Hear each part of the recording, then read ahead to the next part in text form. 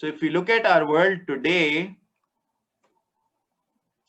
can you relate this to today? Any one of you?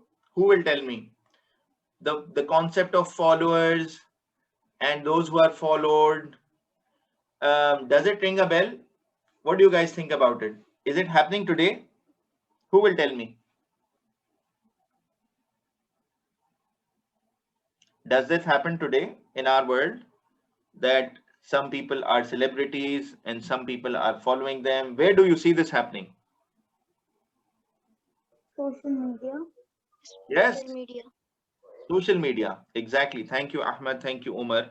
So this we see, okay, this person has, this celebrity has millions of followers on social media, and people are just following them and just wasting their time, as we saw earlier.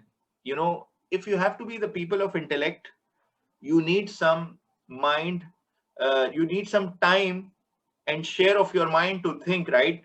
If you constantly are hooked on your cell phone and on the social media and jumping from one app to another update to another news to another, this sports, celebrity, all of this, you will not get time to think. You won't be thinkers. Thinkers require peaceful time with themselves. And this concept of followers, following, and millions of followers, and all my friends are following this, and all my friends are loving Cristiano Ronaldo. Although, I may not even like football, but I have to because I have to fit in with my friends.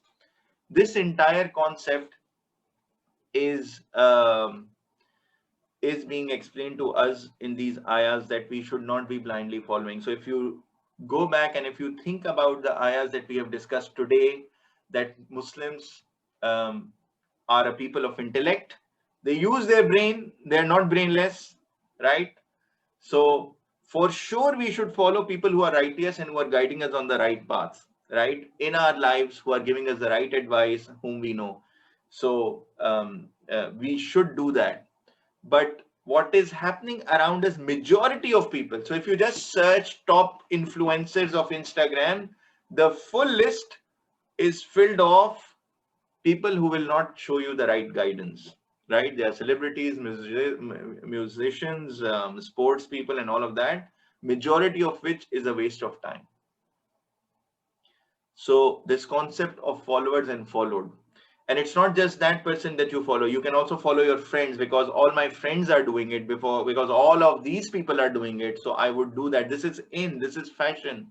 These terms of fashion and being in or being part of a crowd are things that misguide majority of the people. So these ayahs are pretty much true. And these days now, if you look at the formation of the ayahs, it seems like they're talking to us today. Both of you, Ahmad and Umar, you rightly said that it's about social media and about followers and being followed and all of that. So this is so relevant to us. And then some people say, oh, Holy Quran, has old stories, and it's not relevant to these times. You cannot really relate to it. Now you guys see, we are just reading the verses or the ayahs of the Holy Quran, and they are directly telling us about followers and those who followed, right? So, and you look at the majority around us, how they're trying to influence our lives towards not the right path. So I think for us, it is very, very important that that we really identify and see whom we are following. So the action for us is, we have to do the action for us, Ahmed. Yes. Okay. So I think you were unmuted by mistake. So the action for us is, we have to be mindful of who we follow. Our inspiration should guide us in this life and hereafter.